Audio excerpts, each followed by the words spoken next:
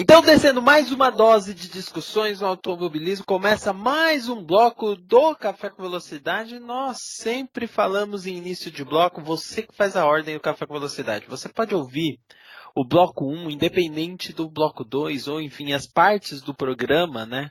Independentes uma das outras. Aqui a gente está falando de Fórmula 1. O anterior também falamos de Fórmula 1, mas totalmente independentes. Se você quiser ouvir alguma coisa antes, pode ir à vontade, faça a sua ordem. Tá? O Café com Velocidade nesse ano está sendo projetado dessa maneira, para você ter flexibilidade, inclusive para ouvir temas a hora que você quiser. Tá? E neste bloco de Fórmula 1, a gente não vai falar de Fórmula 1. É isso mesmo.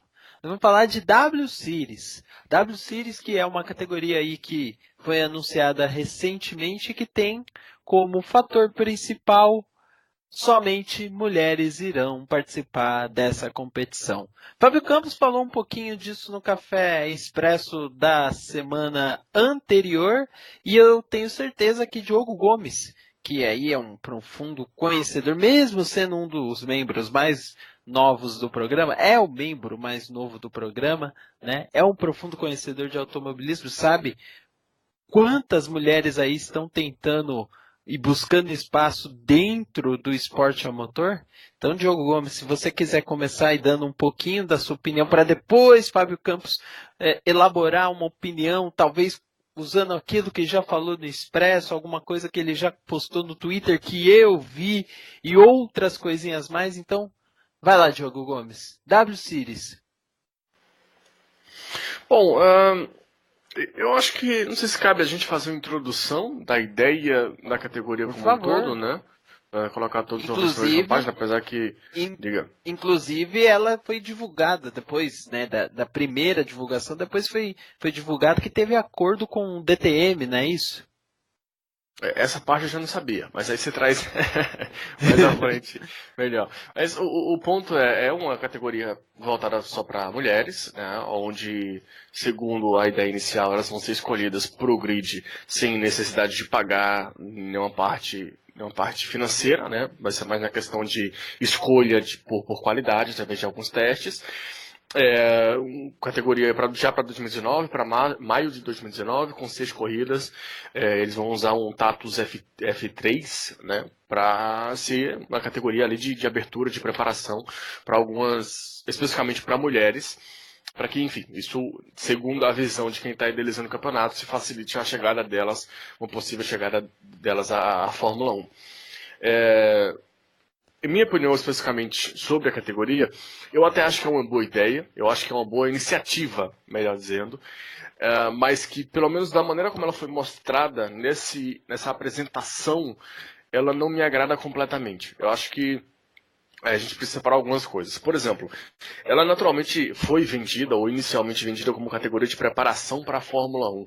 Acho que até o kart é uma preparação para a Fórmula 1, né? Com certeza, é o início da preparação para a Fórmula 1, inclusive. Todos esses pilotos aí vieram de lá, a maioria, ou se não todos, a grande maioria, esmagadora maioria. Mas o ponto de ser vendida como uma categoria de preparação para a Fórmula 1 é que você pode se perder em alguns pontos aí. Como eu falei, o carro que eles vão usar é um Fórmula 3. Eu, nas pesquisas, não encontrei, não sei se foi definida a questão da motorização, mas não deve passar de algum motor aspirado mais simples, até por questão de custos, inclusive. Então, é um carro completamente diferente de tudo que se tem no alto nível de esportes hoje, de esporte a motor, né? O carro que ele vai estar, por exemplo, abaixo de um Fórmula 3 europeu, muito possivelmente, e com certeza vai estar abaixo de um Fórmula 2 e até de um GP3. Então, tem que se ter cuidado nessa hora de fazer preparação para a Fórmula 1. Alguém pode estar pensando em ver um pulo direto de lá para a Fórmula 1, ou qualquer coisa do tipo, né? Isso dito, eu acho que a categoria ela tem uma ideia boa, como eu citei, de preparar as mulheres, mas ela, ao mesmo tempo que ela faz isso, ela não complementa com o segundo passo. O que seria esse segundo passo?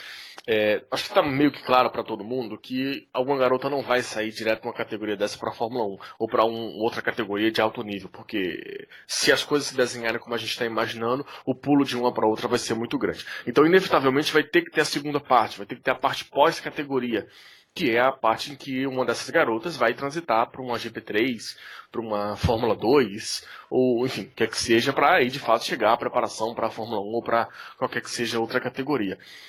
Essa transição é que eu acho que a categoria não está sabendo, e repito, na apresentação, sabendo trabalhar. É claro que, enfim, é a apresentação, é só o início. Eu acredito que muita coisa ainda possa ser mudada, muita coisa possa ser melhorada, porque essa primeira temporada terá apenas 6 corridas, melhor dizendo, né? Então é tudo muito pouquinho, tudo muito início ainda, mas a ideia de separação eu gosto, de preparação, mas mais essencial do que essa preparação inicial, mais essencial, né, do que essa preparação inicial, é preparar o terreno para essa transição. Para o momento em que uma dessas garotas, por exemplo, o momento que é campeã dessa categoria, vai transitar para uma Fórmula 2, por exemplo.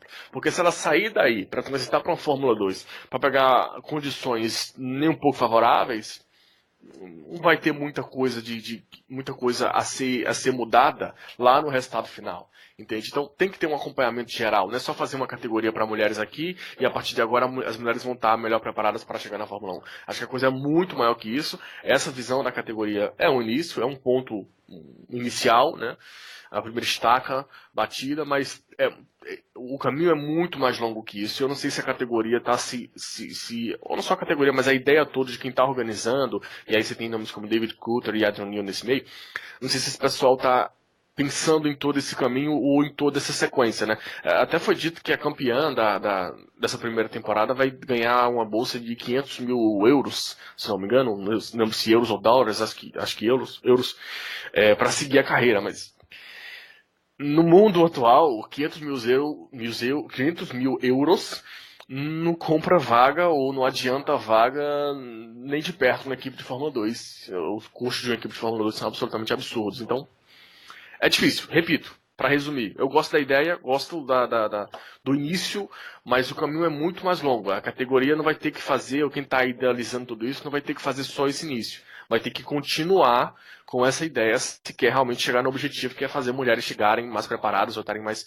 próximas de uma vaga na Fórmula 1. Só vou, antes de passar para o Fábio Campos, só explicar, né, que depois do anúncio da W Series na semana passada, veio o anúncio que ela seria uma categoria suporte, como é a FIA Fórmula 3, a atual FIA Fórmula 3, já que o ano que vem o nome Fórmula 3 vai ser dado a GP3 e aí vai ter uma divisão, vai ter um nome para a FIA Fórmula 3 European, né, enfim. Vão ter essa alteração aí, mas a Fórmula 3 atual, com o nome da FIA, essa categoria W Series e a DTM vão fazer um calendário único, um calendário, aliás, eventos em conjunto, sendo o DTM o evento principal, e a W Series acompanhando nas 6 primeiras, pelo que eu tinha visto, pelas 6 primeiras etapas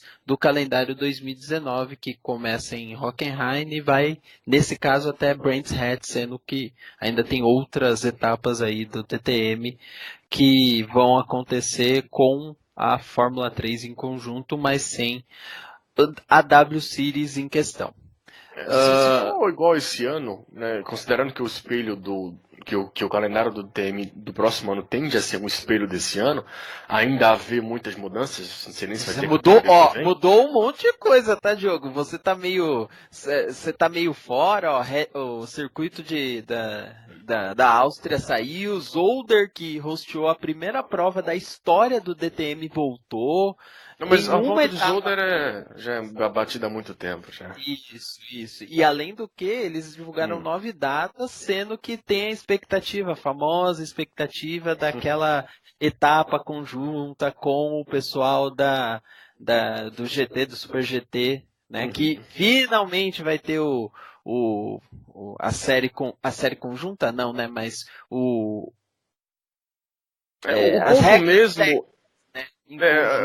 O termo que eles usam é uma paridade de plataformas. Exato.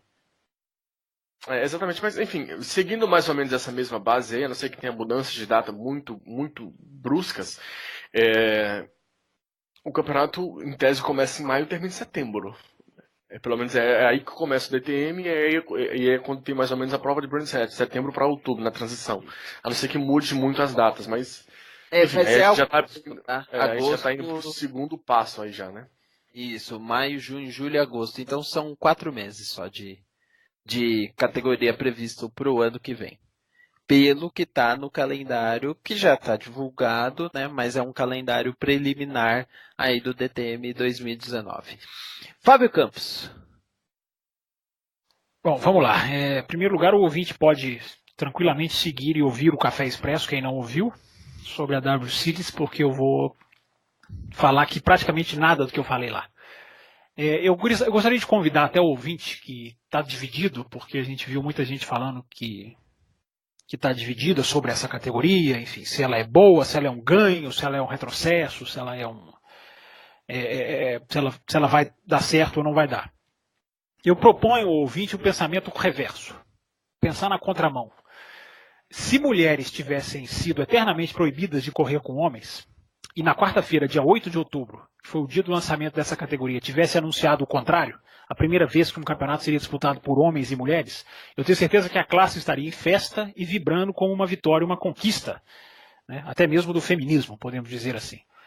Então, se o ouvinte fizer esse raciocínio e voltar para a realidade, ele vai ver que não houve um ganho, não é uma vitória, não é necessariamente uma vitória, embora possa ser no futuro. É só fazer o pensamento contrário. Se fosse sempre separado e tivesse unido na última quarta-feira, aí sim seria uma vitória. Mas esse não é nem o ponto principal. Esse é só um exercício para o ouvinte medir o sentimento dele próprio com relação a essa categoria. O objetivo de dar... uma coisa é você dar visibilidade para as mulheres, uma outra coisa é você dar qualidade para as mulheres. Né? Eu acho que a visibilidade está garantida. Né? Vão existir aí 20... Não sei se são exatamente 20, enfim, ou quantas forem cadeiras, vão ter 20 nomes, vão aparecer 20 figuras que a gente conhece ou que a gente não conhece, enfim, gente nova vai aparecer, eu acho que é inevitável isso. Vai existir uma campeã, vai existir um marketing muito grande. O Diogo fala que não vai sair dessa categoria direto para a Fórmula 1. Eu tenho dúvidas, eu não cravo isso, acho até que pode acontecer, porque a Fórmula 1, inclusive, hoje em dia contrata muito mais por outros fatores do que exatamente pelo braço. Não é só hoje em dia, né? Já aconteceu hoje está muito grave. também. Hoje está muito mais grave porque a gente está vendo um talento que demonstrou talento dentro da Fórmula 1 não está achando vaga. Né? Então é o escancaramento total de que braço faz cada vez menos diferença. Né? Tá ficando pior. Né? A Fórmula 1 já trabalha com o sistema de cotas. Porque ela já dá cota para piloto rico e para piloto de fabricantes. Né? Quem não é, não entra. Então, isso tem que ser considerado. A visibilidade ela é efetiva e garantida. Agora, e a qualidade? Será que esse campeonato vai dar qualidade? É uma coisa que eu já falei aqui no café. Para mim, a questão das mulheres, não acho que as mulheres são injustiçadas na Fórmula 1. Não acho que não existe nenhuma ali que tinha que ter estado e não esteve. Acho que mulher tem que merecer, como homem também tem que merecer. Né? Quem escuta o café sabe que a gente... Né, eu critico o Stroll, eu critico o Sirotkin, porque, na minha opinião, são caras que não fizeram o trabalho para chegar na Fórmula 1. Chegaram por outros meios.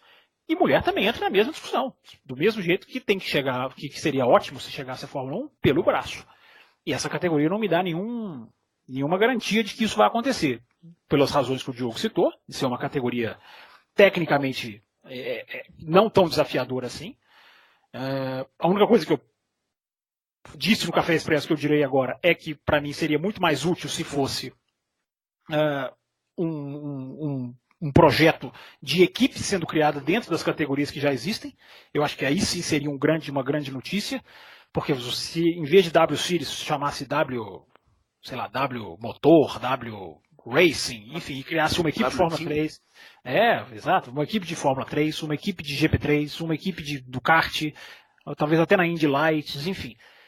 Programa de desenvolvimento de pilotos. Isso, e com equipes. Estamos criando aqui uma equipe aqui, outra aqui, essas equipes vão ter só mulher, vamos, né? Talvez não fosse possível, provavelmente não seria possível dar essa facilidade financeira que a categoria está dando, né, de não ter que pagar, que é realmente uma facilidade muito grande, que o homem não tem. Não existe um campeonato de homem que tenha para isso. Então, isso também é um ponto para ser ressaltado. E aí, você criaria ali, você poderia pegar e ir desenvolvendo, porque você estaria principal da coisa é colocando elas para enfrentar quem elas vão enfrentar mesmo, que são os homens. Não adianta você fazer um campeonato só de mulher, porque você vai pôr, inclusive, uma pressão psicológica nessa campeã, que vai sair, de sentar e mostrar por que foi campeã. Porque na hora que sair uma campeã desse campeonato, ela vai ser promovida, a gente entende assim, para um outro campeonato, e aí no outro campeonato ela não vai ter as mesmas condições, porque ela vai brigar com quem ela vai brigar na Fórmula 1. Né? E eu fico justamente com essa dúvida. A Renault anunciou, inclusive hoje, repito, 15 de outubro, dia do professor, que nós estamos gravando esse programa, a Renault anunciou que está criando um campeonato exatamente com o mesmo carro. Vai manter um campeonato exatamente com o mesmo carro. Até com potência maior, porque a potência de motor da W Series é 270 cavalos, da Renault terá 300. Mas o resto, o chassi é igual, enfim, pneu é igual, ao que parece. E aí eu pergunto para você, ouvinte, se você fosse piloto mulher, ou se você trabalhasse como uma piloto mulher, qual você acha que seria melhor você encaixar piloto? Em dois campeonatos tão iguais. Um que tem os dois, digamos, gêneros competindo, ou que tem apenas um? Qual que você acha que vai preparar melhor? Qualquer campeonato que restringe, tecnicamente, por idade, por nacionalidade, por dinheiro, qualquer campeonato que faz qualquer tipo de restrição, ele está afetando a qualidade, ele está limitando a qualidade. Então não é por dizer que mulher pilota menos do que homem, não é nada disso. É simplesmente você tá fazendo uma barreira para um grupo, para um nicho, digamos assim. E você limita a qualidade. Do mesmo jeito que se fizesse um campeonato só de homens, seria errado. Porque você está vetando uma possível mulher talento que possa aparecer e acrescentar para o espetáculo. Então, qualquer um desses lados que fecha para o outro, eu acho que está errado. Como eu falei no Twitter, a iniciativa nunca deve ser apedrejada, como até algumas mulheres apedrejaram. Né? Eu acho que isso aí pode dar certo se for uma coisa que durar muitos anos. Não adianta 1, 2, 3 campeonatos já achar que a coisa já vai ter dado certo. Tem que ser uma coisa que dure muitos anos para que o próprio equipamento técnico evolua. Né? A questão da premiação, o Diogo estava falando, vale ressaltar, né? Os 500 mil de premiação. O Lando Norris ganhou 115 mil por ser campeão da Fórmula 3 europeia. A Fórmula 3 europeia que é a Fórmula 3 principal, hein? Do mundo, digamos assim. Até o final do ano, depois a FIA joga tudo isso no chão. Né? E que vai correr junto com essa categoria, junto com as etapas do DTM. Exatamente. Então, o prêmio de 500 mil, se você comparar que a Fórmula 3 dava 115 mil, é um prêmio para o mesmo tipo de carro, mais ou menos, né? Um pouco pior, enfim. É um prêmio substancial. Embora, eu repita, se fosse um projeto de escala no automobilismo, o Coulter e o Adrian Newey dando realmente suporte técnico, porque no momento eles são mais conselheiros, né? Estão emprestando nome praticamente. Mas se eles estivessem ativos, o Coulter sobre pilotagem, o Adrian Newey ensinando sobre o lado de engenharia, olha que programa de desenvolvimento que você teria. Criaria também uma equipe no kart. Eu falei aqui várias categorias, claro que tinha que ter no kart também, para você pincelar essas mulheres. E aí você, agora vamos passar para a nossa equipe na Fórmula 3. Se você já tem uma equipe na Fórmula 3 e também na GP3, né, esqueçam que os nomes vão ser diferentes, só para o ouvinte saber a categoria que eu estou falando. Dentro da mesma equipe, você faz a evolução. É o 7 câmara, que trabalha com a Carlin já há muitos anos. Entrou o próprio Norris, entrou na Carlin na GP2, na Fórmula 2, e aí é outra realidade, você está trabalhando com quem se conhece, você já tem um entrosamento com o engenheiro, você já tem um entrosamento com o mecânico. Então, se espalhasse esse projeto por várias categorias, para mim seria mais útil, seria mais eficaz, não teria o estardalhaço de marketing, evidentemente não teria o mesmo, porque esse campeonato, se tem uma coisa que ele já é um sucesso, é de marketing, retorno e repercussão, mas você teria um trabalho mais efetivo. Ele tem que ser muito bem lidado e eu repito, as mulheres que saírem desse campeonato, eu acho que elas já saem com uma pressão enorme para desempenhar, porque esse campeonato pode cair até em virar piada, não aqui no café, mas em para outros mais maldosos, se as mulheres que forem saindo desse campeonato forem fracassando. Ele pode ser um tiro pela culatra. Ele pode dar argumentos para críticos, dentre os quais aí eu me incluo, que questionam se mulher tem realmente a capacidade de pilotar com homem em categorias de alto nível, tá, gente? Eu não estou falando em categorias de base. Em categorias de base a gente já viu que tem. Mas em categorias de alto nível eu já falei aqui no café.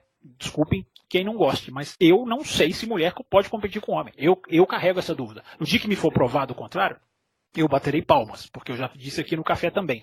Não acredito que exista um ser humano que não queira ver uma mulher se dando bem no automobilismo. Eu não conseguiria entender por quê. Mas como no Brasil também, hoje tem tanta coisa que a gente vê que a gente não consegue entender como, né? O raciocínio das pessoas. Deve ter muita gente que pensa assim. Aqui no café eu acho que a gente não. A gente queria ver, a gente fala sempre dessa questão, a gente já debateu tanto isso. Enfim, seria muito legal. Pode acontecer? O caminho mais certo é esse? Eu confesso, tenho minhas dúvidas, mas aplaudirei se estiver errado. Aplaudirei se der certo e se gerar frutos para o automobilismo afora. Vamos ver o que vai acontecer. Eu confesso que estou com a sua visão de ser uma jogada de marketing, né? E não ataca de verdade o principal ponto, que é a questão da massificação. Isso nem falamos tanto aqui, mas já falamos anteriormente, que é a massificação da prática do automobilismo entre as mulheres, né? E a oportunidade tem que estar no kart, como bem disse o Diogo. E isso eu falo assim, abertamente, claramente.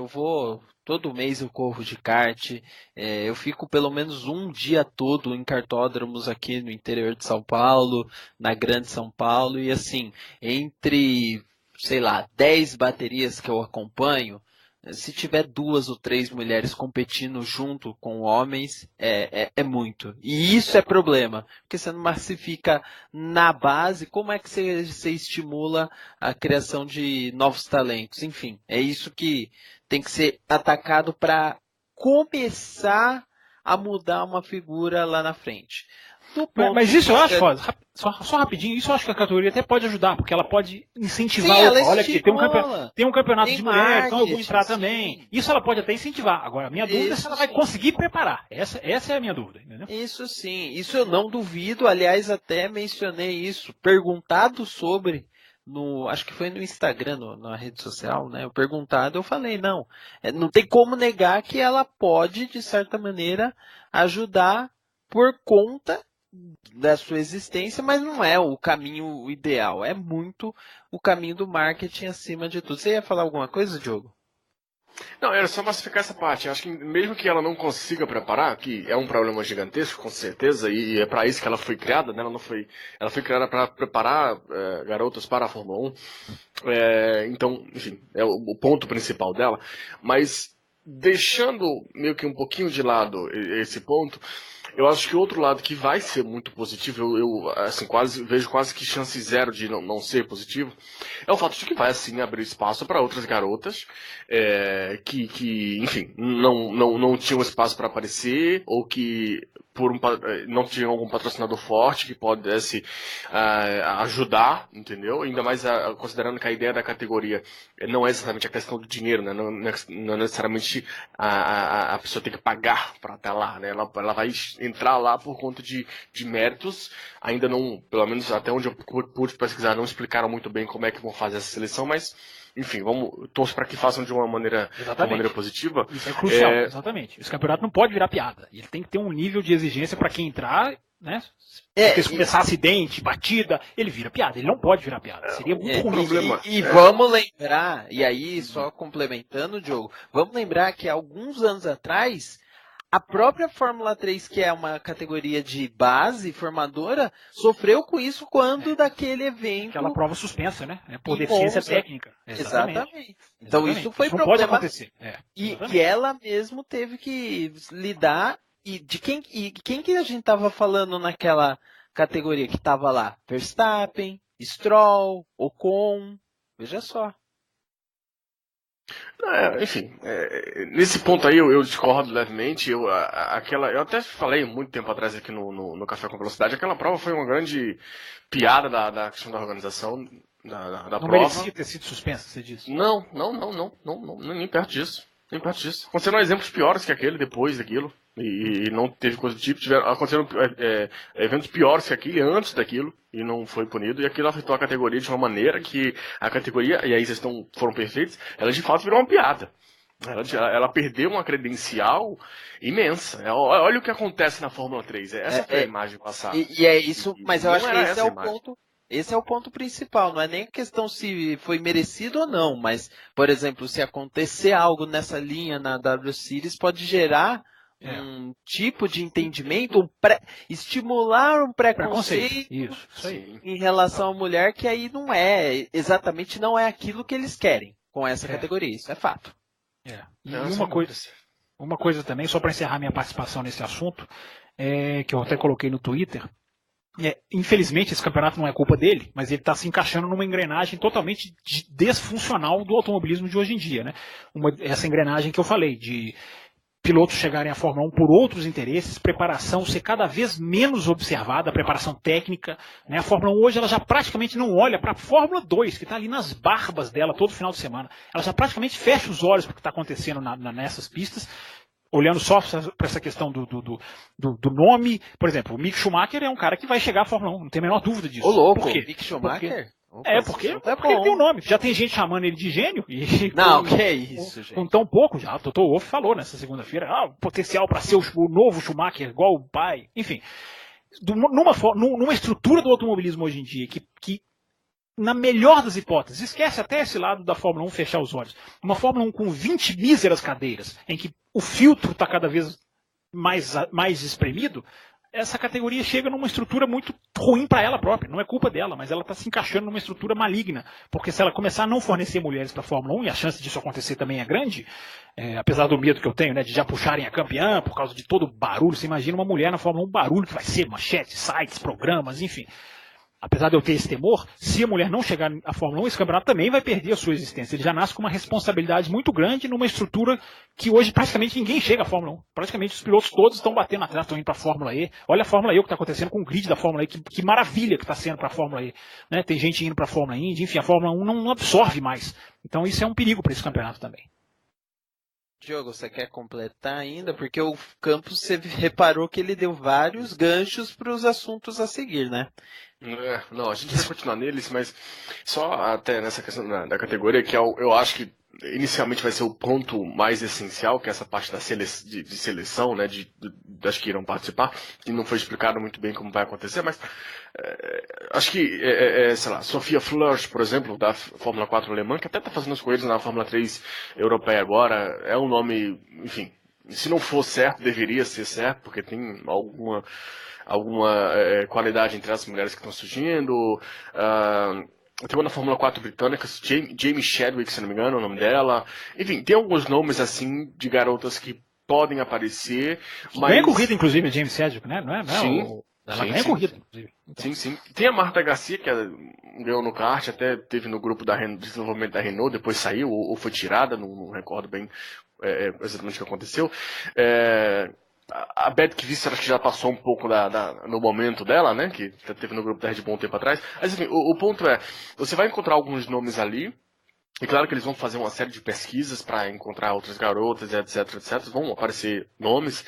Mas eu não sei se a gente consegue encontrar, ou se eles conseguem encontrar 20 nomes, considerando que esse vai ser mais ou menos a base de pilotos no grid.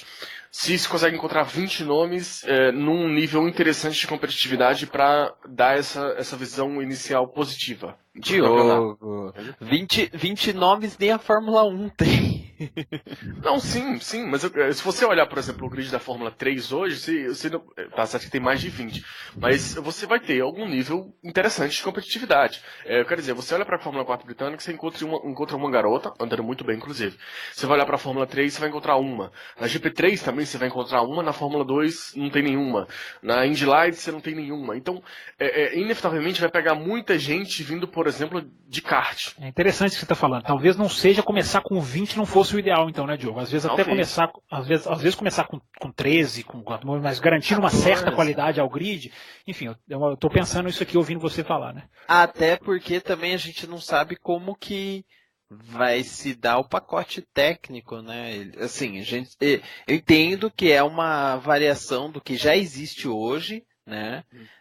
Pacotes que estão desenvolvidos, inclusive, com a Fórmula 3, mas é um pacote novo, né? É um carro que vai chegar e vai ser desenvolvido não só nessa categoria e nas demais, né? Então, a gente também tem esse problema, né? Que pode acontecer, que pode gerar algum E como eu falei, né?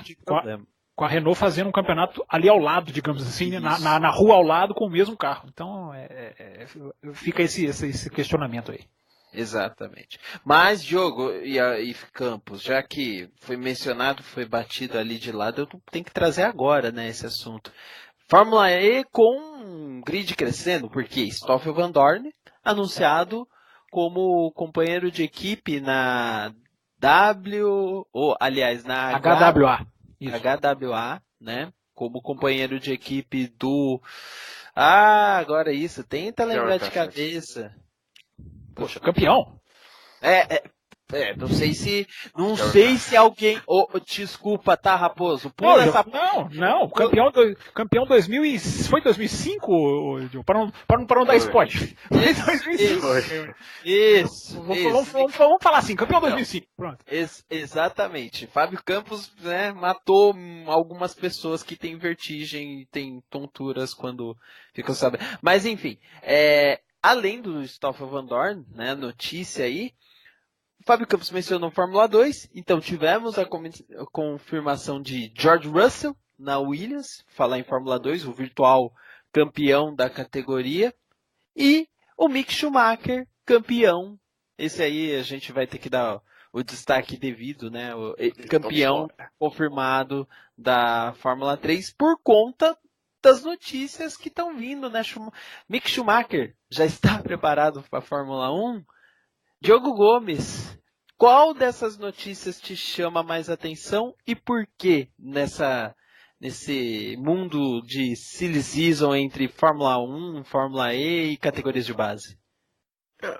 Bom, se você me permite comentar uma por uma... Não, você pode comentar, mas você responde a pergunta. Não foge, não.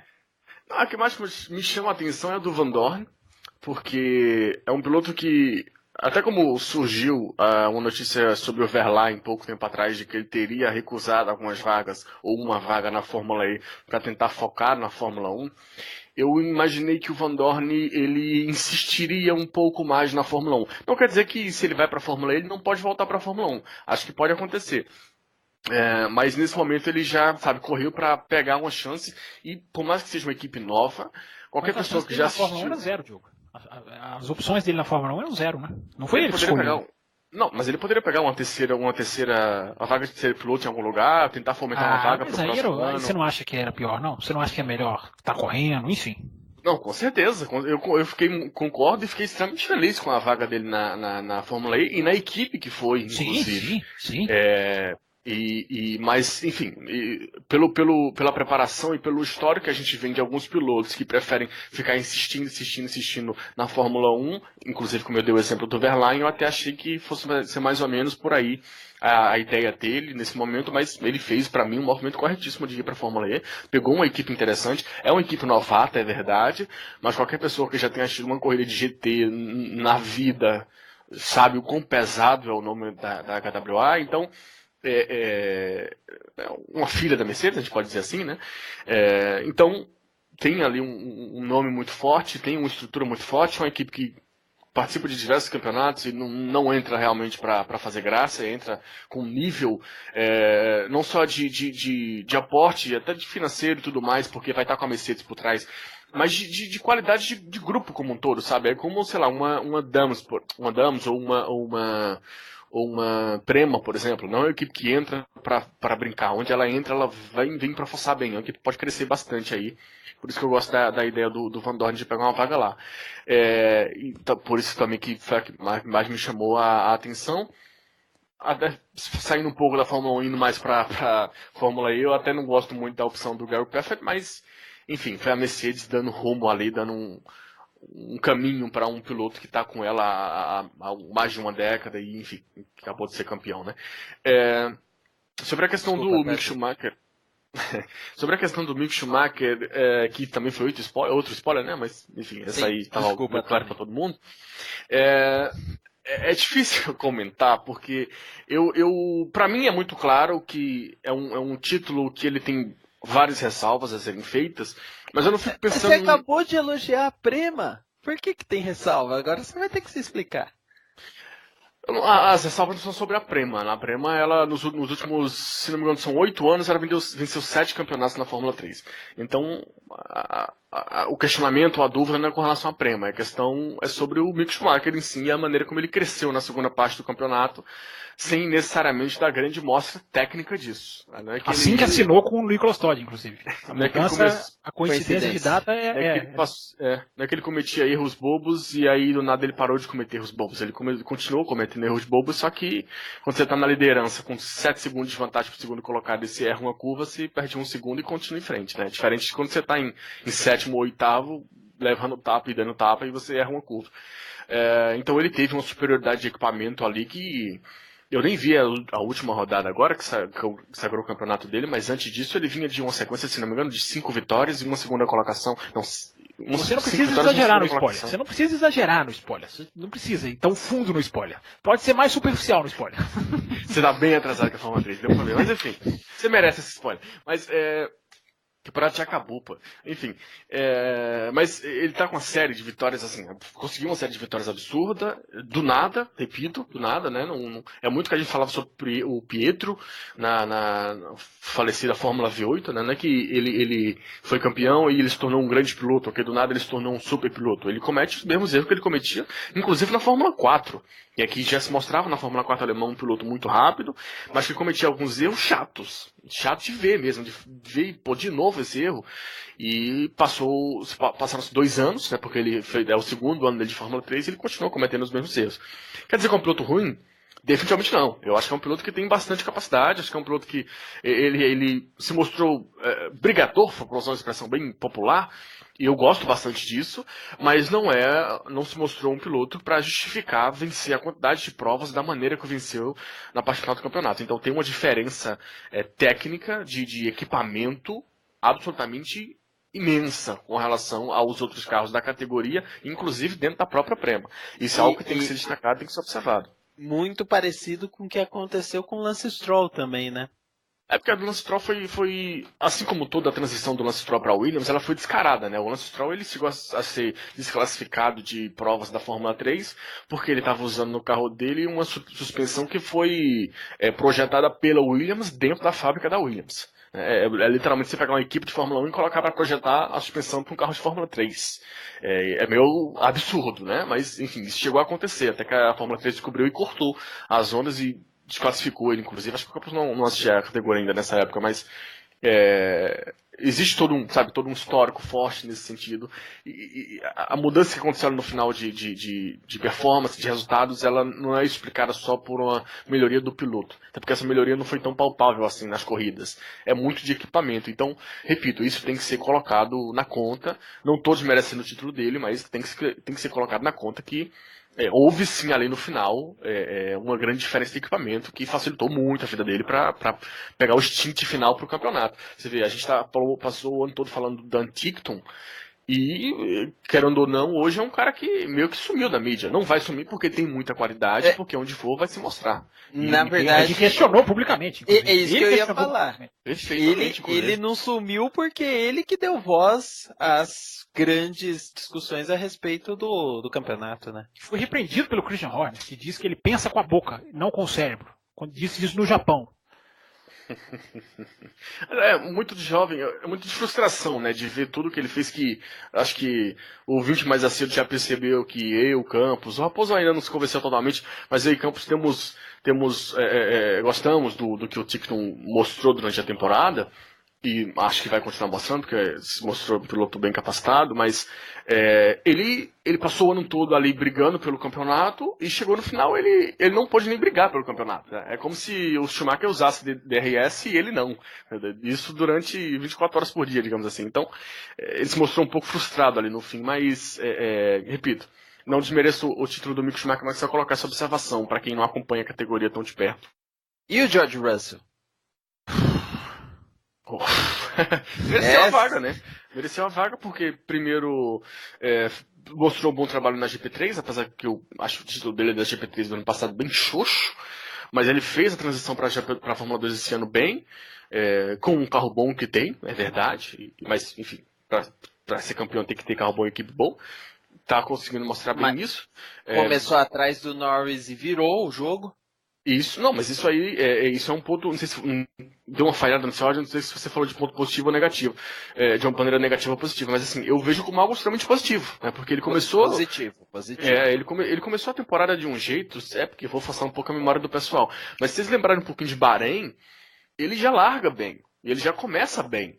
Mas ele, durante a corrida, ele perde ritmo de uma maneira assustadora, porque ele não consegue controlar os pneus. E ele sai do final de semana e ele fala abertamente, eu perdi nos pneus, eu não conseguia controlar os pneus. Eu dava 5 voltas e não tinha pneu mais, e tinha mais 30 voltas de corrida, eu não sabia o que fazer. Aí me batia um desespero. E ele soube aprender com isso, eu lembro de ter tweetado sobre isso, inclusive. Ele soube aprender com isso, evoluiu, junto com a grande equipe que tem, e tá com o título bem encaminhado, vamos colocar desse jeito, né? Não é spoiler para todo mundo, porque ele já vem liderando há um certo tempo, né?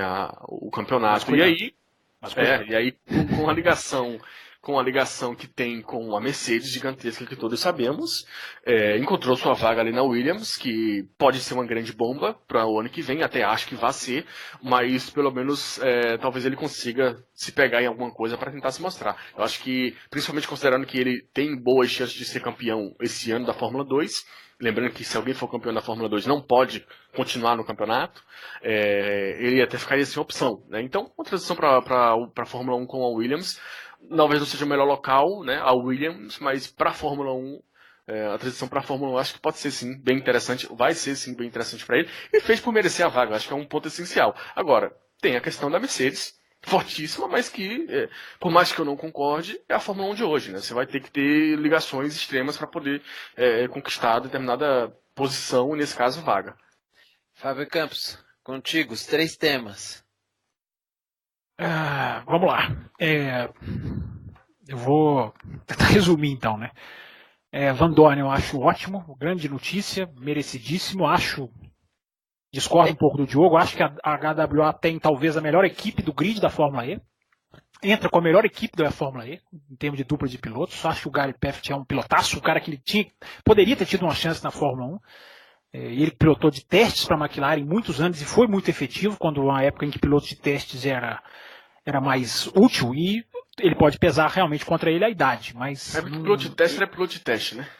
Exatamente. E ele passou por toda essa época de piloto de teste para piloto decorativo, para piloto, enfim, porque ele é desde 2006, se não me engano, uma coisa assim, né? É um absurdo o tempo que ele tá lá. E então eu acho que eu acho que o Van Dorn merecia continuar na Fórmula 1, não merecia continuar na McLaren. Já até falei isso aqui, mas merecia talvez continuar na Fórmula 1. Mas eu acho que ele pode, inclusive, voltar, porque ele está entrando na Fórmula E numa equipe muito mais promissora do que a do Felipe Massa, por exemplo. Que o Felipe Massa, para mim, entra na Fórmula E com uma equipe mediana para baixo. Né? E essa, apesar de todo mundo falar, mas essa é uma equipe estreante, mas essa é uma equipe que vai ter uma relação com a Mercedes eterna. Né? Então, é uma equipe muito, muito forte, que não no primeiro ano, mas enfim.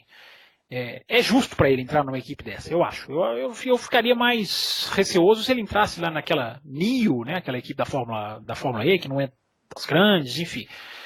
E acho que ficou bom para ele. Acho que ele acaba saindo da Fórmula 1 com uma justa colocação no mercado, digamos assim. Porque não é... Respeito de talento.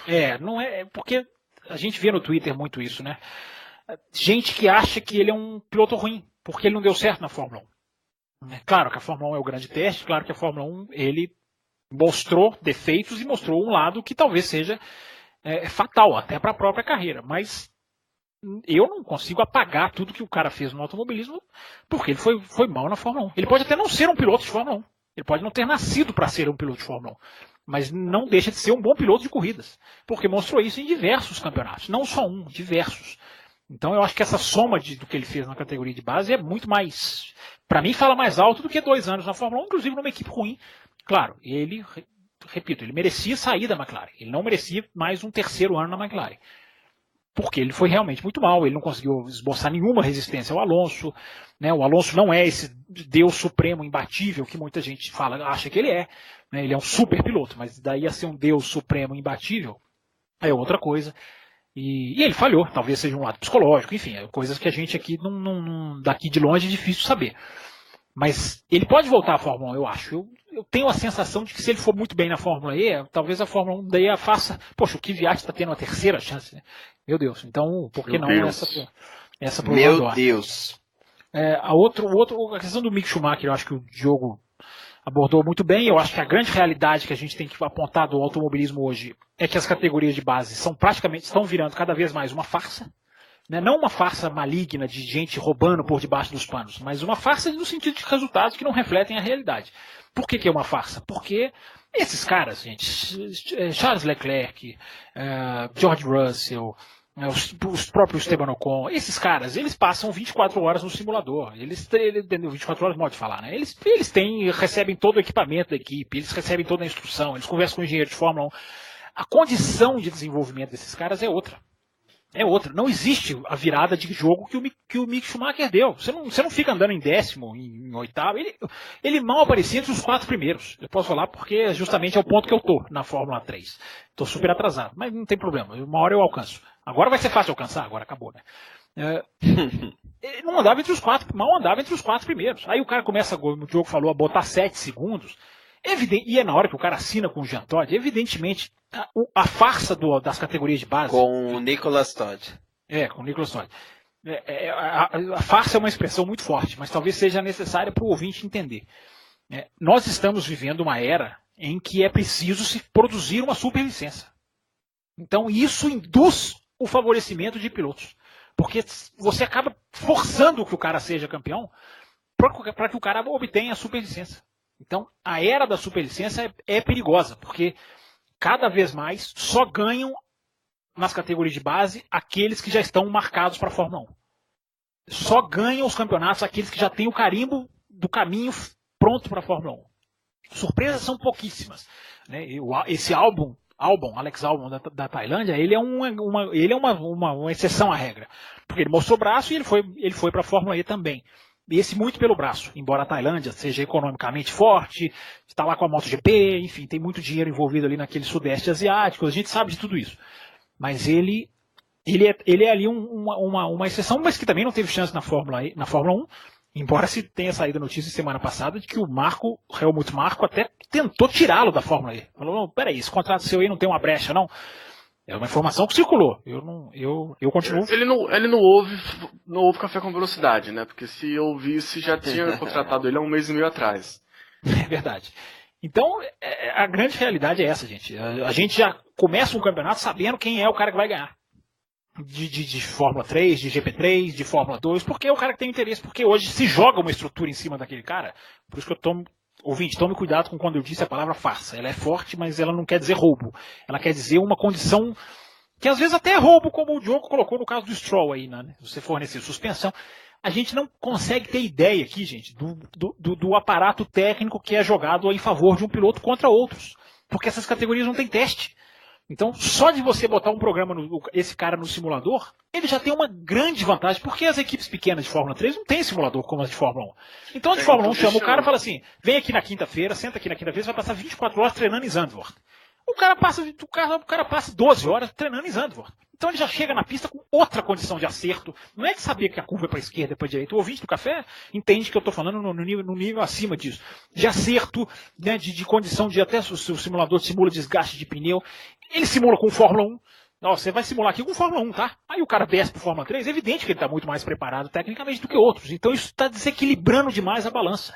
E há 2, 3 anos isso já está acontecendo. Até mais. Então, vamos ficar cada vez mais atentos a isso, tá, gente? Campeões de categoria de base, eu cada vez mais coloco um asterisco. Tá? Posso sempre errar. E que bom que eu erre, porque se eu errar é sinal de que realmente os talentos estão frutificando na Fórmula 1. Mas o jogo de bastidores hoje é muito desigual nesse sentido. Diogo, pediu a palavra? Só te dando um insight sobre essa questão de preparação que você citou aí, acho que é um exemplo que funciona bem.